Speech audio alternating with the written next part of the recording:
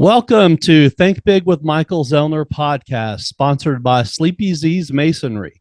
Joining me today for episode 169 is Ian Eyre. Ian is a screenwriter, a director, a producer, a second unit director, and a stunt performer coordinator. He also owns Eyre Films, LLC, a production company based here in Memphis, Tennessee. His career spans about 25 years since his college days at Georgia Tech in Atlanta. He has over 120 stunt credits and has been part of many television and movie productions, including AMC's The Walking Dead, The Hunger Games Mockingjay Part 1, The Accountant, Indiana Jones and the Kingdom of the Crystal Skull, and Baby Driver, just to name a few. Thanks for coming on the show today, Ian. Absolutely. Thanks for having me, Michael. It's my pleasure. So, as I mentioned, your days started back in this business, when you were in college at Georgia Tech. RoboCop 3 was being filmed nearby. And if you would, share with the audience how this got started for you and inspired you to pursue a career as a stuntman in Hollywood. Oh, wow. You've done your research. I was at Georgia Tech, and they're filming a scene from RoboCop 3 next to campus. A Jeep is running head on at another vehicle that's dragging a ramp, and then the Jeep flipped off the ramp. I was like, oh, that's kind of cool. Yeah. And I started following them around. And the thing about me is I didn't have a TV growing up. So I was very late in the pop culture learning curve, if that's something that needs to be learned. But, it was just fascinating to me, being a left-brained engineering student, to learn and follow the movie around town with the stunts and effects and the pyro. And they're like, wow, they got permission to do stuff that's a hobby for me. That's cool. And if you have an imagination and an insurance clause, you can do anything that you dream up. Right. So it was kind of a personality match for me. I mean, what were your plans? Obviously, if that didn't happen, I take it you were going to become an engineer. That was the plan.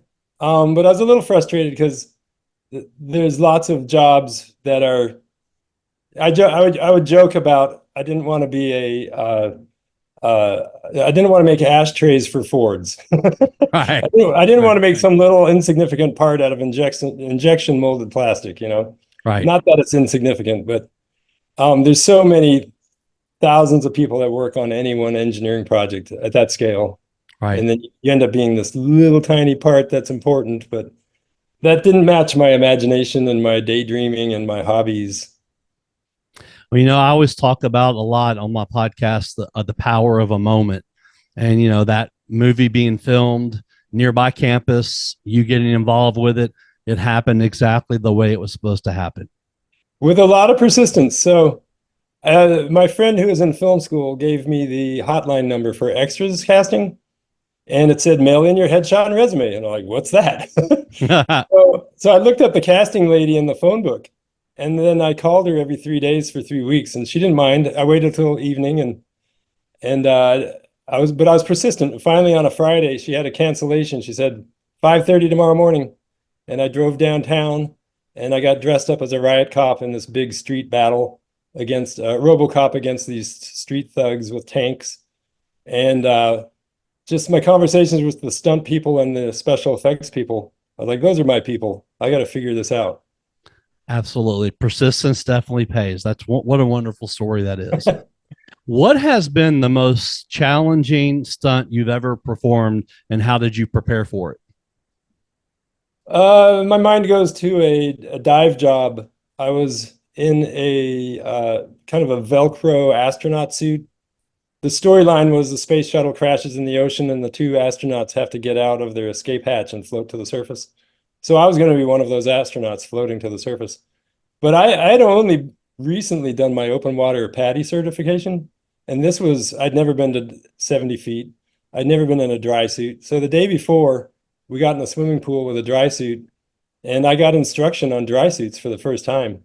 Wow. And then the next day, I'm on a pony bottle, which was enough air to do one descent and rise to the surface. And I'm in this suit where I have to squeeze my fingers between these plastic plates to hit my BCD, my inflator. So it was really out of control. And I never once saw my safety diver. And the first time I was over breathing, and I ran out of air before they hit the surface, which is fine if you've got experience, you know what to do. Sure. But that was a little panicky, Yeah. because I didn't realize that airflow completely stopped when the tank ran out. Oh, So wow. that's a weird experience. And then on another take, I dropped in the water and my visor flipped and hit me right in the throat. And Good. I bit of a panic. I had to settle down after that. So they were a little frustrated with me. It was kind of a epic fail from a professional standpoint. Um, but they got the shots they needed. Oh, that's the most important thing to them, I'm sure. I definitely was overcoming any, emotions in my head, and then I got really gunked up, which took a month to settle out of my sinuses. Yeah, Just stuff was going the wrong direction that I was way out of my experience. right. I shouldn't have accepted the job is what the truth is. Yeah, but you learned from it. I learned by living. Exactly. That's good. Can you share like a memorable behind the scenes moment from one of the TV shows you've done or movies you've worked on that was special to you?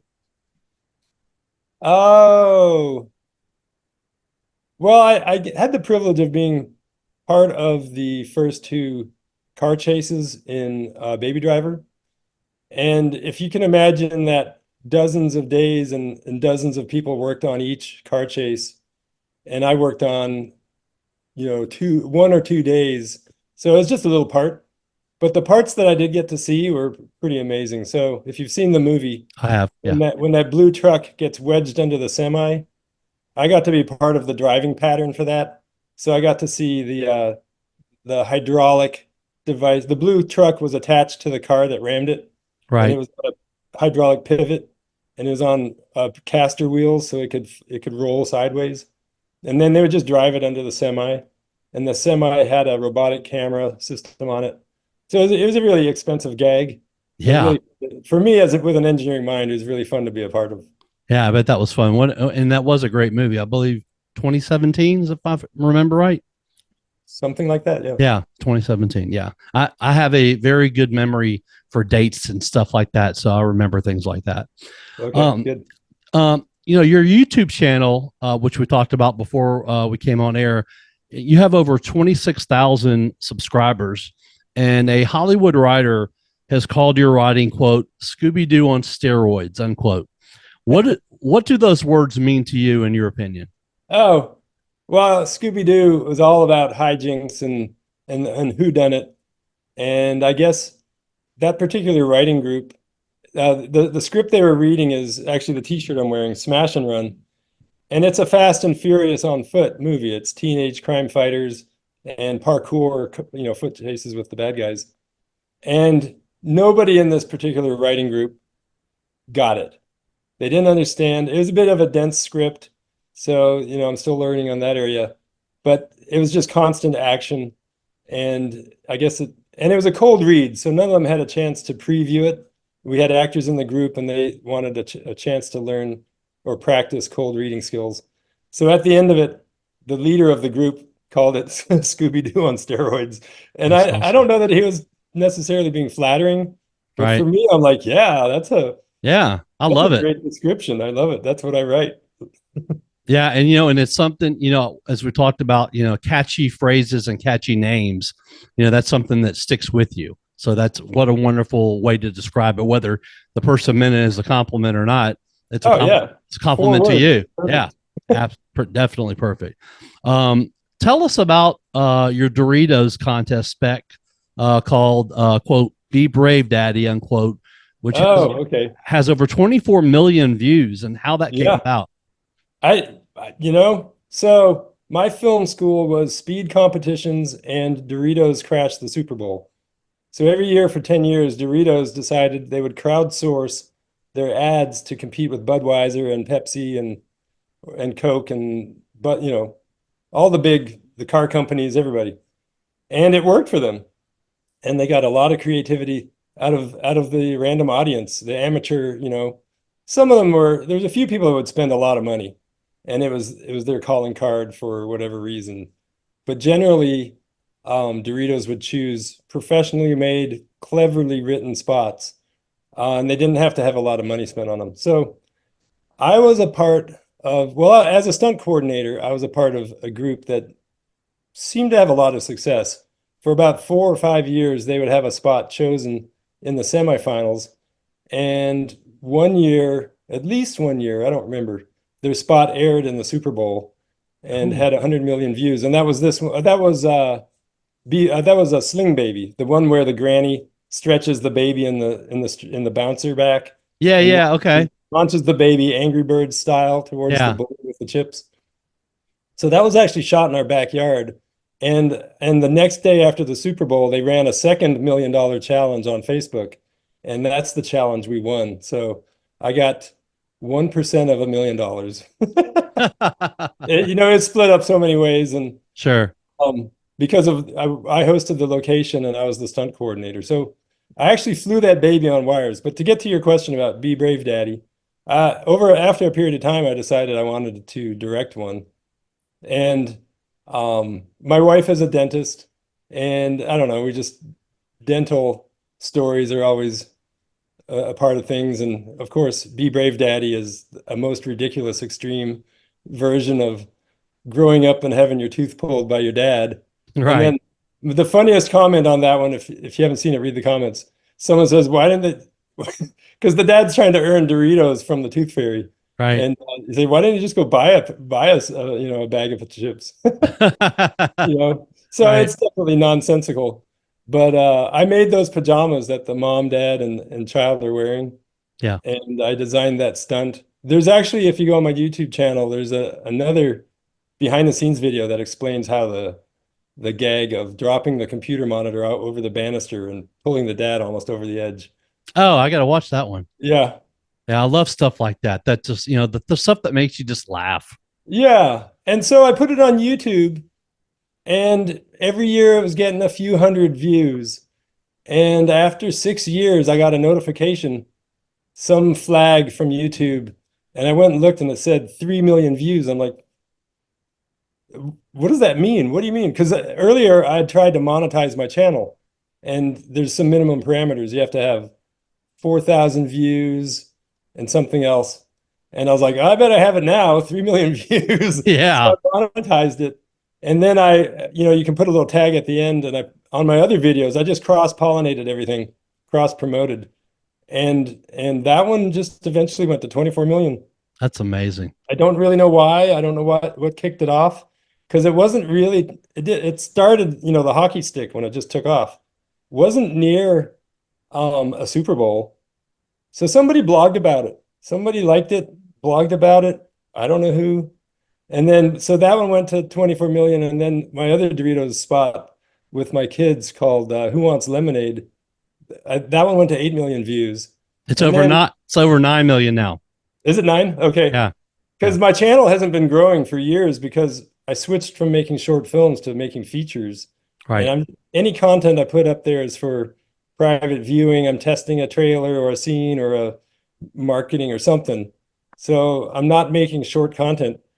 And also, I think I confused my audience, because my audience was expecting fun, family-friendly, kid-friendly videos, and I started making edgier content. So yeah, you can't confuse the algorithms, and you can't confuse your audience.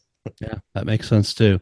Yeah, my biggest one, my biggest reel, Joe Theismann, and a former NFL quarterback, had like over 1 million views, and I thought that was phenomenal. So I mean, that is phenomenal. yeah, Yeah. the 24 million or 9 million. Wow, that's amazing. How Yeah. did But Go those ahead? subscribers aren't active, and I'm really not sure how to engage them again. Yeah. I'm just learning a lot about that. I hired a social media guy that's sort of helping me with all that to engage more, because I am, to continue to build the podcast. How do you prepare physically and mentally for risky and dangerous stunts on set that require, physical endurance and focus? Right. Okay, focus. Well, first of all, you have to keep your body conditioned for jumping and landing. So yeah, you don't want to surprise your joints with trauma. So that's a constant, and I go through my ups and downs of training.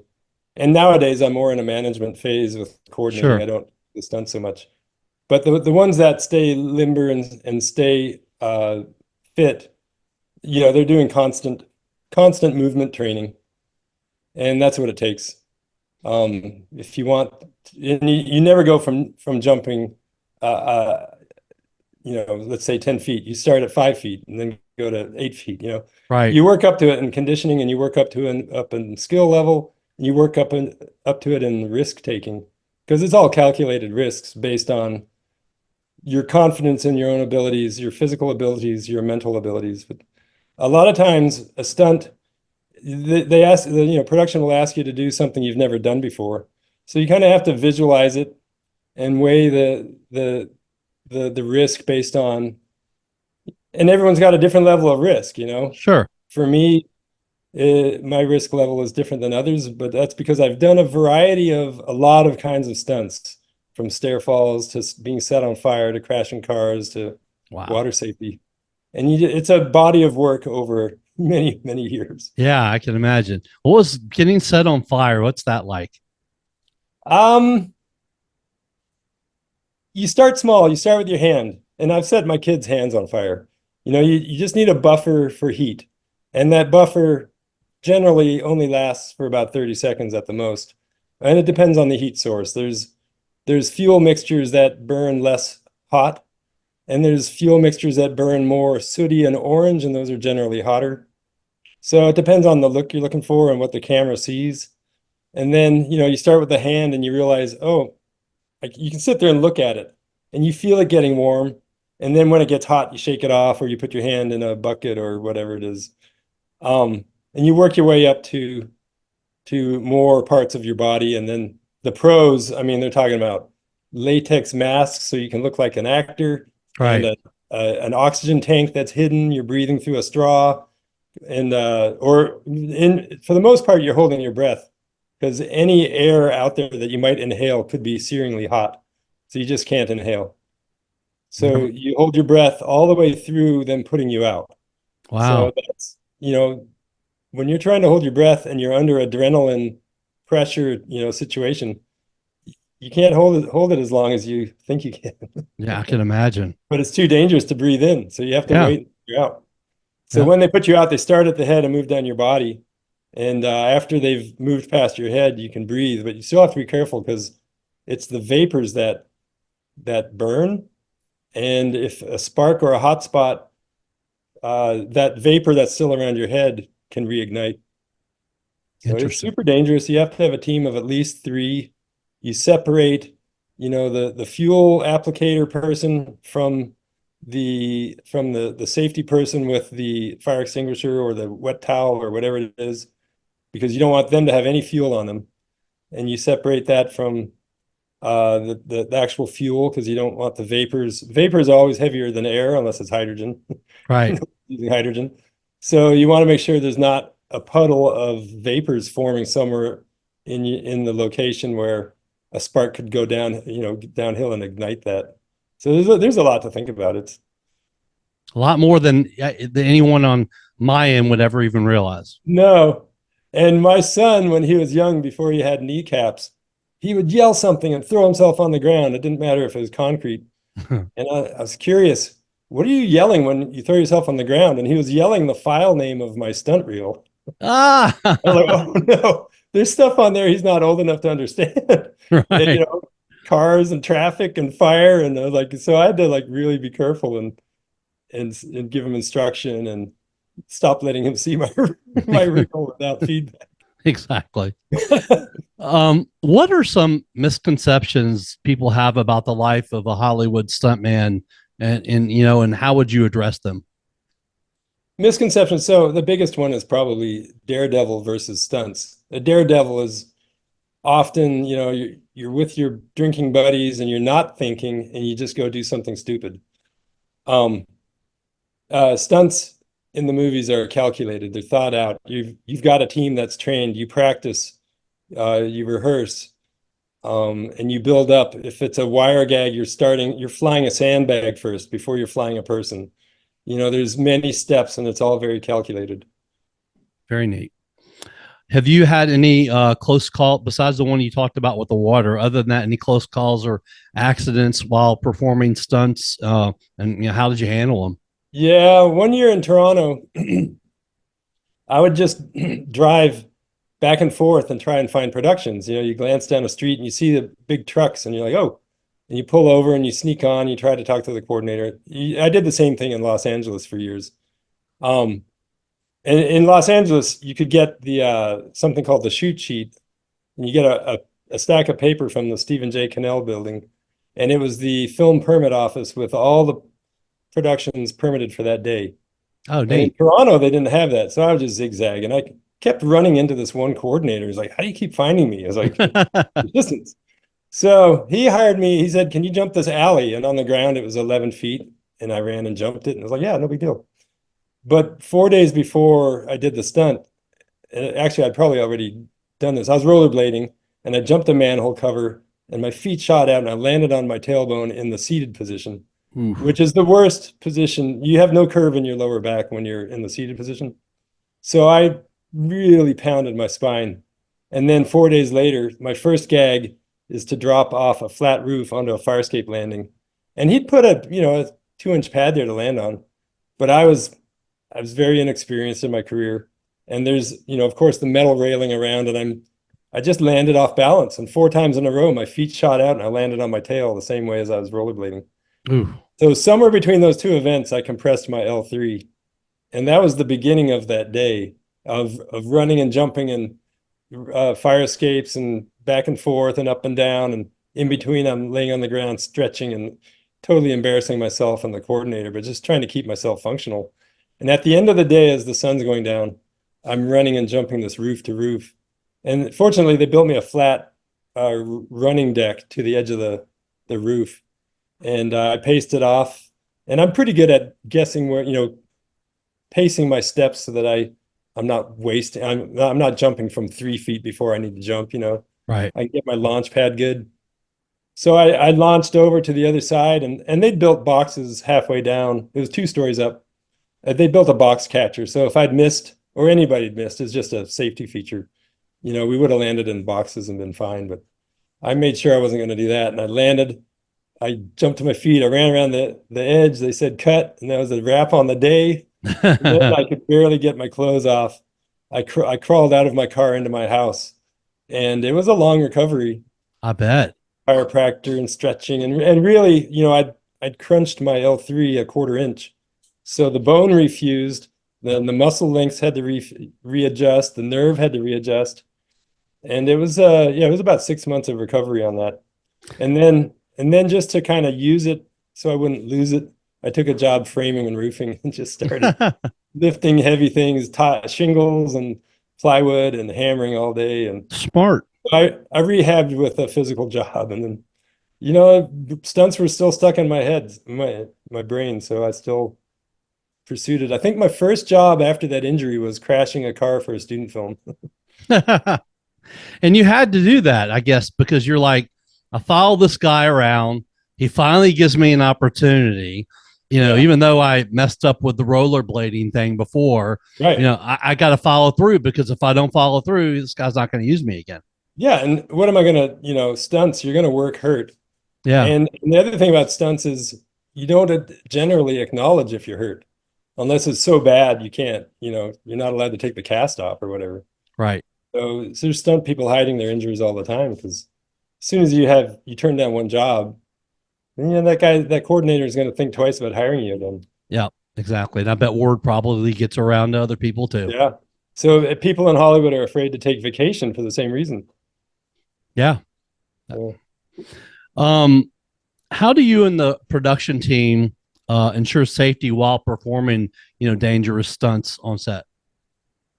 yeah. So it's if we were left to our own, we might take certain risks that are considering our team, but not the entire set.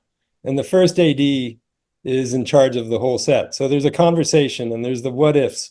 So there's a lot of what ifs. What if the cable snaps? What if the car that's supposed to come to a stop doesn't stop? What if it goes the wrong direction? And you think through all the what ifs, all the possibilities. Right. And you have a contingency plan. If I'm rigging somebody to fly up in the air and they get stuck up in the air, as a stunt rigger, I need to have a plan to get that person down, because you can only last 5 minutes hanging in a harness at the most. You'll cut off circulation, especially if the person's unconscious. Yeah. But you have to have a second backup system and a backup plan. So yeah, it's a lot of thinking and overthinking and planning, and with the whole team. If you're doing a reverse 180 in a car, there's one way that if the car doesn't slide, it's going to make a big arcing, backing up turn, right? Reverse turn, instead of flipping around and going the other direction. So you want to consider that goes away from the crew, not towards the crew. There's definitely safer ways. You're not going to get rid of all risk. Right. But you can definitely say, cast and crew, no one can be in this direction, but accidents still happen. When I was younger, I did a lot of stupid things in cars, driving way too fast on the interstate in my 95 Mustang convertible. And yeah, going off road, doing stuff, and neutral slams and stuff like that, but never anything like what you're talking about. To me, that was a big deal to me then, but nothing like what you did. Well, it's because you owned the car, and if you messed it up, you had to pay to repair it. Yeah, and I did. When you're on a movie set with insurance and with multiple vehicles, and they're paying whatever they're paying to get the scene, and they've budgeted it, and they've decided they're going to spend the money, then try and get it right on the first take, but they have to plan to have a second or maybe third take sometimes. Right. So, can you discuss the collaborative process between stunt teams, directors, and actors on a film set? Right. So the person in charge on a movie is the director. So every department, doesn't matter which department, is A, serving the director, and B, serving the story.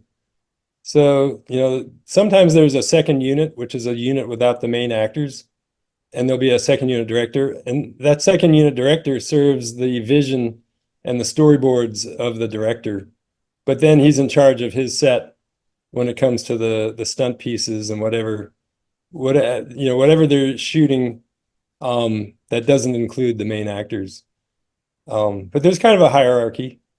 I'm not sure if I got the whole of your question, but you can ask it again. Yeah, just how does I just sort of want to know, does everybody sort of coordinate together between the directors, producers, actors, stunt people, sort of everybody knows what each other's going to be doing? Right. Yeah, there's a division of labor. On a union shoot, you'll get in trouble if you do something from another person's department. On a non-union shoot, there might be people wearing multiple hats, but organization and communication breaks down if you still don't have a clear delineation of who's supposed to do what and who's not supposed to do it. Because one of the worst things that can happen is if there's more than one chief speaking up, and everyone has an expertise and feels like they need to be heard in their area. But sometimes you just have to let there be one voice and serve that voice.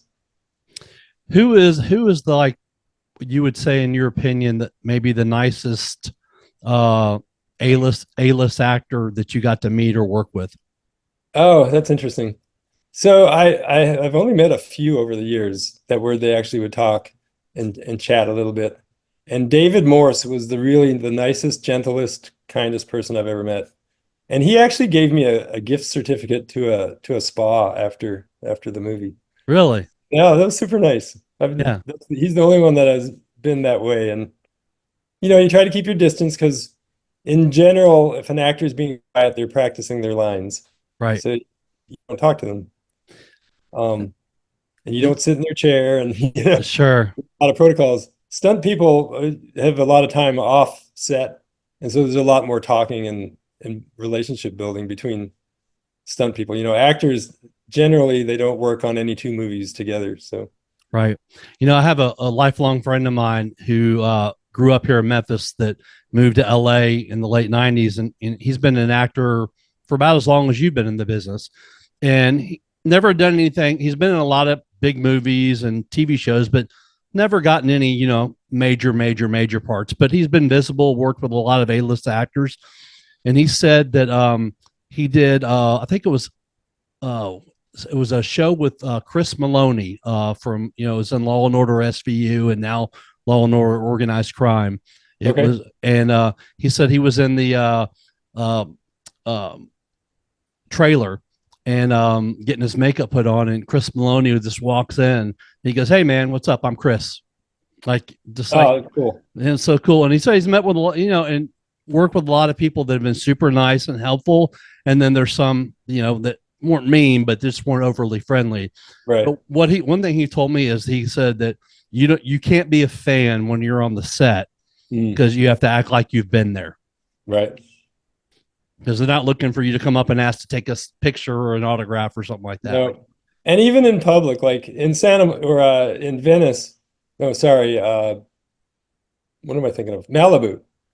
All the neighbors, I heard that when Lady Gaga first moved there, when she first went into town, she dressed up. And then she realized that, nobody dresses up.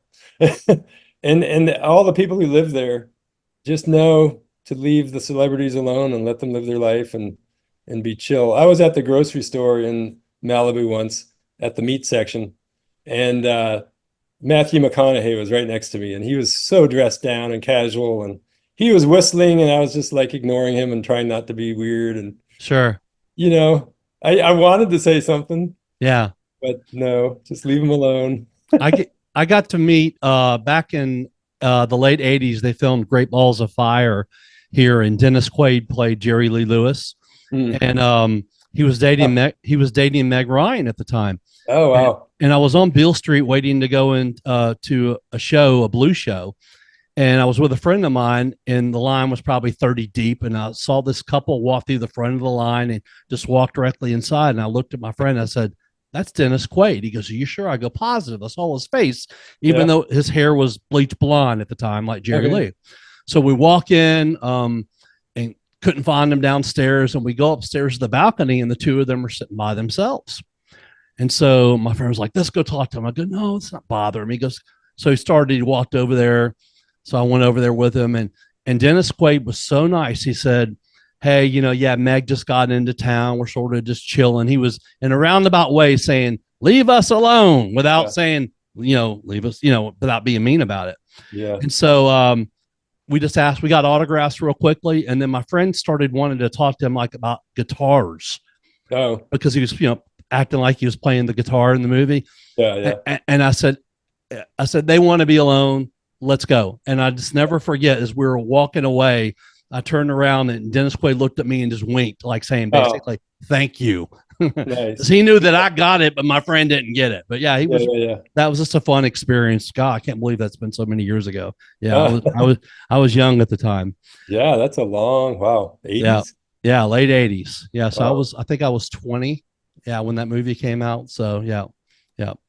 Are there any specific skills or training techniques or disciplines that are essential and have been instrumental in, in shaping your career, and your success as a stunt person? Ooh, I would say being a filmmaker is a great training for stunts. So, you can shoot a stunt with a camera angle that diminishes the stunt, makes it look like nothing. Or if you change your camera angle, the same stunt looks amazing. So just by shooting and editing stunts, fight scenes, falls, whatever you come up with, whatever you're trying to learn, just by getting footage of different angles and putting it together for a reel, you're going to start learning what works. And you might never get to influence where a camera goes on set, but you're going to have that presence of, maybe I can land with my face over here or my feet over there, and maybe I can wipe the camera with my body and it'll look like, whoa, in your face or whatever it is. Right. But you don't learn that stuff just by being a performer from your own perspective. You have to see what the camera sees. And you probably also, now on your end, what you're doing, you have to be mindful of, budget, how much money and everything like that too. That takes account for it now for what you do. I mean, half the budget is the manpower. So that's time. Right. If you can imagine what an assistant director does to keep a set organized and to give people warning so that they're ready at the moment that they're needed. If you can be your own assistant director and kind of pay attention to the clock and the needs and be ready, you'll make a friend for sure. Right. And then what I do is I wear every hat that I know, my editing hat, my directing hat, my whatever. Like the other day, I'm coordinating a scene, and we started off with the two stunt doubles in the fight, and then we start putting the actors in one side or the other. So when it was the two stunt doubles, they're verbalizing to each other. But when one actor got substituted right before camera, right before they said action, I said to my stunt performer, basically no dialogue this time, meaning pantomime all the action, so that the audio can be usable for editing. Right. If you have a non-actor, the stunt person speaking over or making grunts and sounds and ad lib over the actor, then the actor has to be ADR'd, looped in later. So, and the director didn't know that. She was inexperienced, Right. and no one else really knew it. But for me to put on that editing hat, I really helped production, and maybe they didn't appreciate it. I think the sound guy did. Right. The boom operator looked at me and nodded. He got it. Yeah. Yeah, he got it. Have you ever had to improvise during a stunt scene, and how did you handle it? Oh, sure. In fact, when I was doing stunt training, the coordinator would teach us improv. You don't know what your actor's going to do, and sometimes actors learn improv, and it relates to the whole gamut of performance, and action is it's reacting, it's acting and reacting, or action and reaction versus acting and reacting. So it's very similar in telling a story and being a character, and you're overlapping with your actors with your movements need to overlap, and then when you teach what you did to an actor, their movements overlap what you did, and maybe your movements are more extreme or more risky. Right. But for editing, it needs to have overlap. That makes a lot of sense. How is the evolution? Yeah, sorry, improv. So in my training, the coordinator was like really pushing improv this one week, and I got so into a fight with this other guy that he ended up when he headbutt me, I was too close, and he broke my nose. Ooh. And this was one day before my insurance was to kick in, because I went for years without insurance after I left college, or left my parents' house. So now I got a broken nose, and the coordinator's so calloused and jaded. He's like trying to encourage me, but he says it's a long way from your heart, meaning you're not going to die. Right. So I went to the hospital. They gave me a tetanus shot, and they said, come back in a month when the swelling's gone down. I was like, that means you're going to re-break it. No, thanks. I went home and I pushed the cartilage back in place. Wow. I had a date that night. So I was like, this isn't going to last longer than it has to. That's good. But improv is pretty key. Yeah. To a performance. Sure. And it keeps you in the moment, because one of the things in stunts is if you're anticipating and waiting for the other performer to, turn around and punch you. Like if you're fighting two people, you have to stay in movement, in motion, while you're waiting for your turn to get clobbered, right?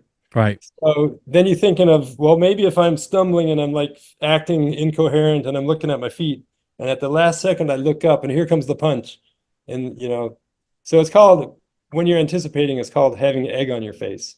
So improv is what you do to not have egg on your face. How has evolution of technology, including artificial intelligence, now impacted the way stunts are executed in modern filmmaking? Oh, that's a good question. So that's been a discussion long before AI, when green screen came along, and then wire rigging and all of that, motion capture. It's really meant that we have to adapt, but the new technology generally creates new work if you're skilled in that new work. So we just keep learning. So, if you're not the person doing the fight, you're not the on-camera person. If you can learn rigging, the Hong Kong pulls and the hydraulic and winch apparatus that they use, and if you can learn some of that rigging technology, then you can be hired at the same rate behind and be basically a puppeteer. And now with AI, and even before AI, they were doing face replacement. The stunt person would wear the little tracking dots, and the actor would be scanned in a 3D 360-degree wraparound scanning machine, Oh, And then cool. that digital face would be put onto the stunt person. And that started, I think, I'm trying to remember the movie I first learned about that. It was Sam Jackson. His stunt double did a stunt flying through a window in a chair. I can't remember the movie. And they mapped Sam Jackson's face onto it. And so the audience really saw, the stunt person wasn't hiding his face from camera because they replaced the face with the actor. They So probably nowadays, ever since Paul Walker died and they had to finish the movie with his brother, every actor above a certain pay level, or I don't know, maybe they scan everybody. So they have a digital version of the actor in case they need it to complete the movie. And I think that's required by the completion bond company because they're managing their risks, if a movie can't be finished. that was eerie to me, having knowing it wasn't really him at the end there. Yeah. And then, when Princess Leia died, or the actress, and they wanted to do another movie with her, they found a way to find old footage and put her into the new movie in a fresh way that wasn't a repeat of footage. Right. What movie or project challenged you the most creatively as a stunt performer?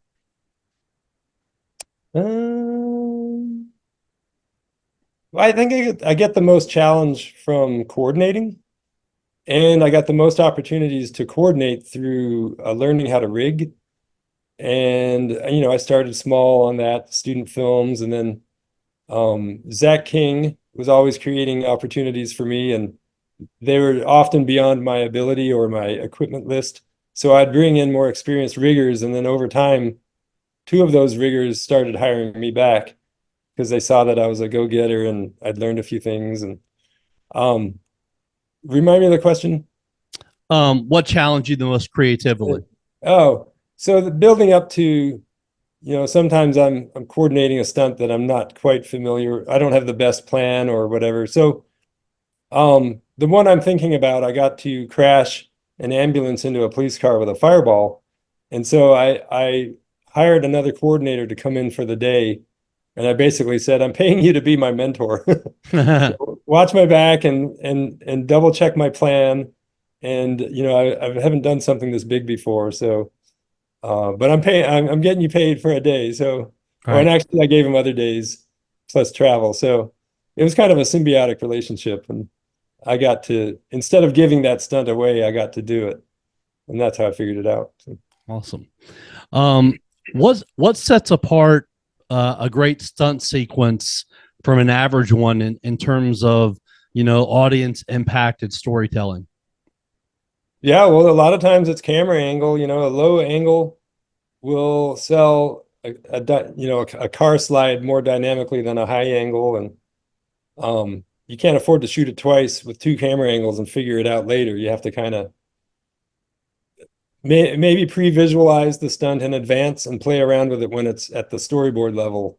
Right. Or you take your little cars, your model cars and a camcorder or your iPhone. And I've actually, set up green screens and done trick photography. Yeah, one time I wanted an actor to get hit by a car. So when I knew what car it was, I took measurements and I made a rolling box that was padded and put green screen on it.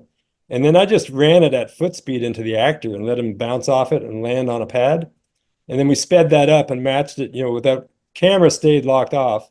And then we removed the actor and all the pads in my battering ram. And then the car drove through. And then when they put it all together, the car is actually hitting the actor in this complex one take. So That's cool. yeah, right. So that was Yeah. fun. Yeah, that And is then really I just saw Roadhouse, and maybe I shouldn't give away the secrets, but they were actually making contact. I was like, how do they do that? So I asked one of the people who were there, and they said they would do it 3 times. They would do the Hollywood near miss with the reaction, and then they would hold up a pad and let the actor hit the pad as hard as they could, and then they would put the person getting hit, and they would hit him with a foam, cylinder to act like the fist. But that's a lot of work, and then that now you is a have to lot of put work. it together in editing somehow. So that part's still a mystery, but that's how they got these punches to make it, to make full contact. I'm like, wow, that's cool. I heard that Roadhouse was good. I still have to go see it. Yeah, I bet there's behind the scenes footage. I just haven't looked for it yet. Yeah. What advice would you give to aspiring stunt performers looking to break into the industry? Just find a group of people that are interested and start imitating. When I started out in Atlanta with my Six Flags stunt friends, we went and recreated Indiana Jones. We made our own jerk fests, and we learned how to get hit by cars. We learned how to fall down stairs. We learned how to get pulled off the back of motorcycles. And we did one of the stunt guys on the show was a pastor at a church, and his church was doing a cakewalk. And they had a bounce house for the kids, and they had an auction for all these cakes. I didn't mean cakewalk. What is it called? Anyways, they had an auction for these cakes, and everyone turns up, and it's a fundraiser. So we did a couple of stunt shows. One guy is recreating the scene in Die Hard when Bruce Willis jumps off the building with the fire hose. Yeah. And the fire hose goes tight, and he goes through a window. So we had a guy jumping off a branch and going through this fake breakaway window. And then someone else would do it the next show. And then one guy would get set on fire, and two of us would have a chance to get set on fire. And I got cabled off the back of a motorcycle. And we didn't know we didn't know that your cable, if your cable goes high, you'll stay in the air longer and you'll have more chance to figure out how to land. But if your cable goes low, you're going straight into the ground and you're whiplashing your head. And so fortunately we had helmets on and mouth protectors. But when I went off the back of that bike, I just whipped my head into it was over grass. But, learned the hard way. Yes, definitely. I guarantee that still hurt. Oh, yeah. Yeah. Yeah. And the next guy did it at a little bit faster speed, and he got double whammied. Yeah. Quote, creating compelling and entertaining stories with dynamic but imperfect characters while honoring cast, crew, and audience through sacrifice, generosity, and respect, unquote. That is the mission statement for your company, Eyre Films. How have you been able to follow through with that and do that with each of your films? Yeah, so I put a lot of thought into that, and it kind of boils down to, I believe that the process is more important than the product. So if I'm making a scene that, there's several aspects to making a scene. One is the cast and crew are making the scene, and then the audience is seeing the finished scene. So, if I'm putting actors in a situation they're not comfortable with, then I'm not caring for the actor. And if I'm doing a situation that's dangerous or morally questionable for a crew member, then I'm making them watch something that's making them uncomfortable. Let alone, maybe the story requires it or not, but the final audience, you're trying to move them emotionally, but sometimes people really push the boundaries of, shock and awe. And so I just, that entire mission statement is about impacting culture. So doing things that will shake up the audience, but respecting the cast and crew and the audience. I like that. It's a great mission statement. Thank you. You have helped produce 2 feature films. You developed or still developing a group of 10 genre movies in the, I believe, $1 million to $5 million range most of the time. You've won several awards in your industry, including 3 SAG Award nominations for Best Stunt Ensemble for Indiana Jones Kingdom of the Crystal Skull in 2008, The Walking Dead in 2016, and the movie we talked about, Baby Driver, and it was actually 2018, so I missed it by a year. Getting nominated for a SAG Award is a huge deal, and it's a big honor in the industry. Absolutely. If you would share with our audience that might not know what a SAG Award is, and what getting nominated has meant to you personally. Yeah, so SAG is the Screen Actors Guild. That's our union. And stunts aren't really honored at the Academy Awards, but some of the other awards shows do honor the teams. And I don't know that I would ever do a stunt that would get individual attention. So I was blessed to be a part of an ensemble stunt team on all 3 of those opportunities. And certainly people on the team are doing things 10 times, 100 times bigger and more exciting than what I did. But even just getting hired on one of those productions is an accomplishment. Yeah. So I'll take the award, but I I guess I assume I didn't detract from everyone else getting the group award, but it was a small contribution, but it was definitely an honor to be invited to be a part of that team that worked so hard and got, recognized. That's wonderful. And you should be proud of yourself. I mean, whether it was a big contribution or a small contribution, it was a contribution, and you Yeah. helped. Yeah. I mean, the bench warmer on a sports team is part of it because he's part of rehearsal. Yep. Exactly. Yep. And Part of the especially, development of the whole team, part of the team spirit, part of encouraging everyone. yeah, I mean, some of the best basketball players, maybe not the best player on the court, but they're motivating. They're great, locker room people, and they keep everybody upbeat and things like Yep. that. So you're right. It all comes together that way. Yep.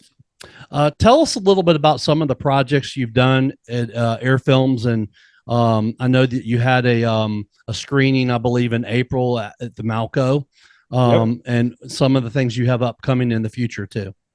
Yeah. So 20 something years ago, I got invited to help produce 2 feature films. And, I guess I had some experience making short films by then.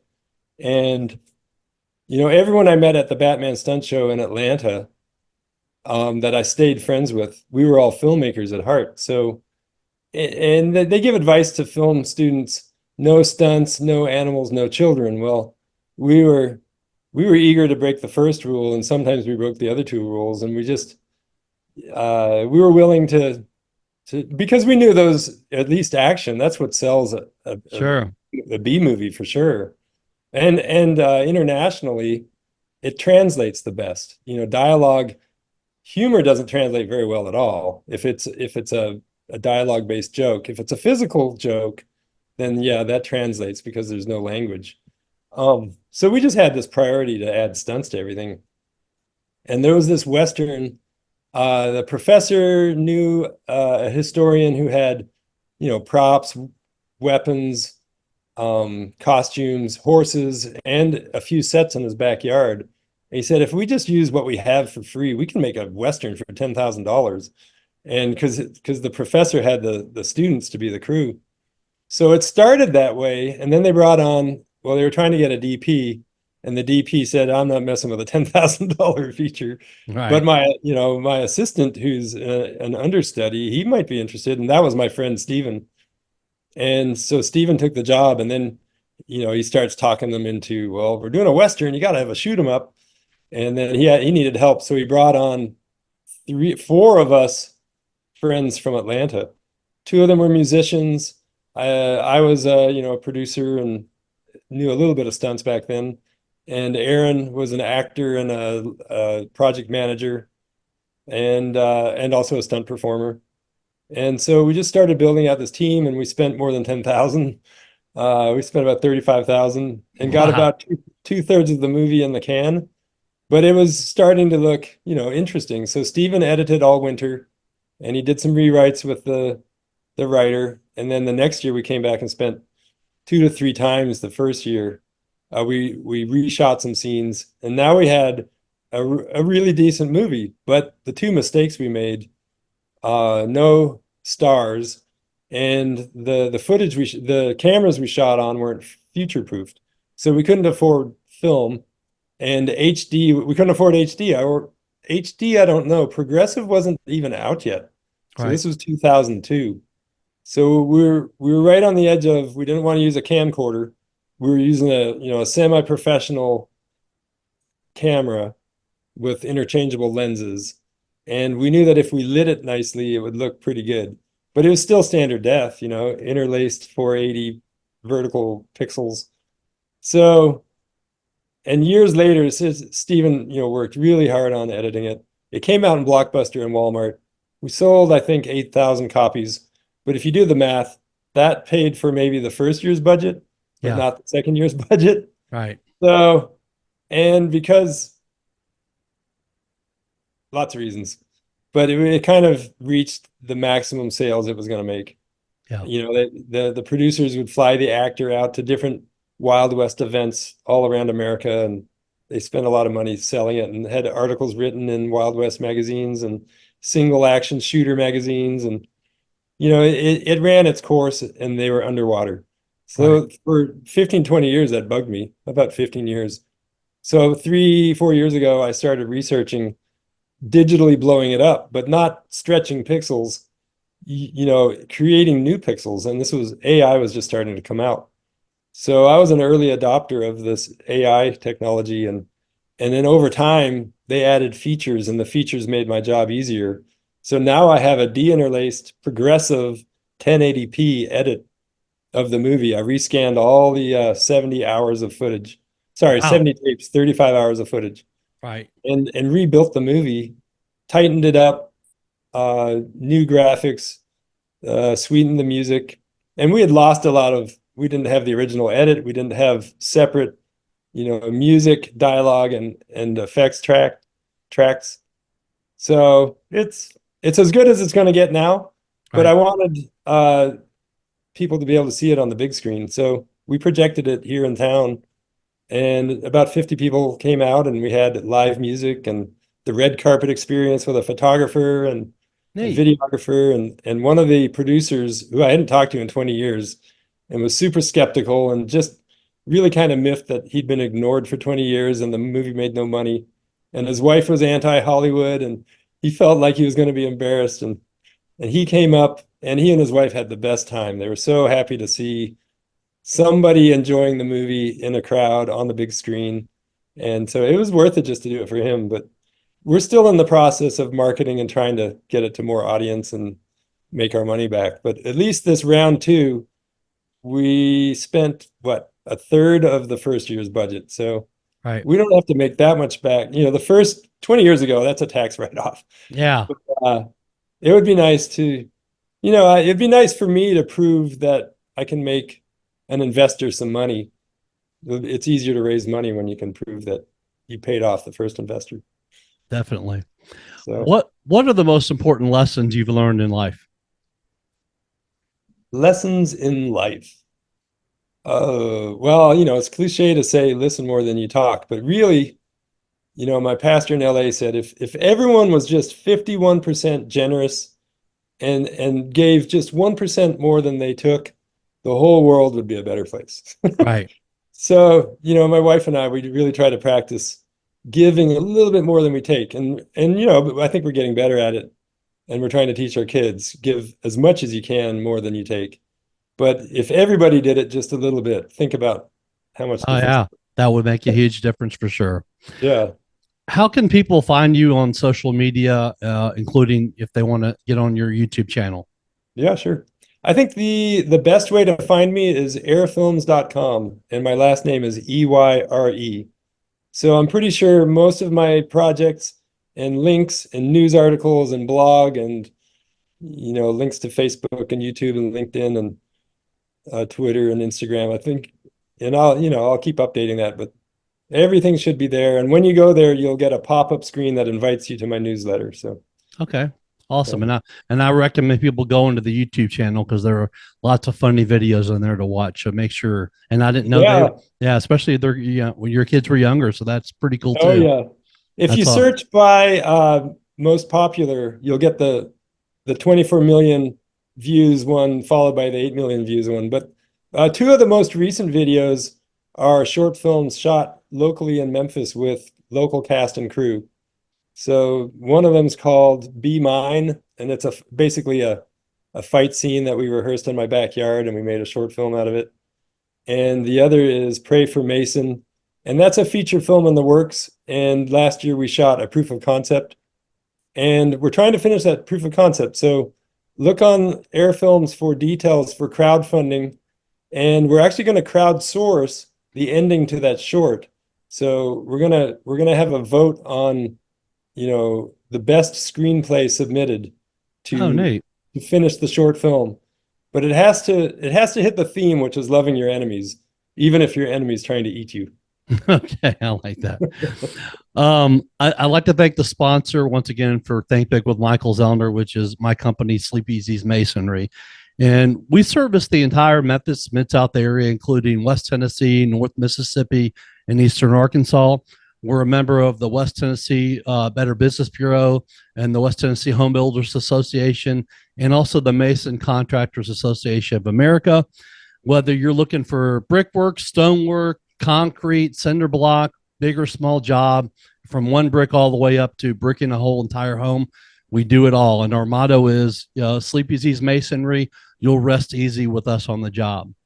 Ian, you and I met about 4 months ago through our mutual friend, Liddell Beeman, who's the CEO of Heal the Hood Foundation, which I'm honored to be on the board of, an event here in Memphis, and had the honor of being able to ask the panel questions. And that's how you and I met. And that's when I came up to you afterwards and said, this will be a great guy to have on my podcast, because thank you. all the stuff that you've done over the last 25 years and work with so many different people. So I really appreciate you coming on the show today. Absolutely. Great questions. I appreciate the dialogue. Thank you. Me too. Thanks again. And I appreciate your time. Great. Take care. Take care.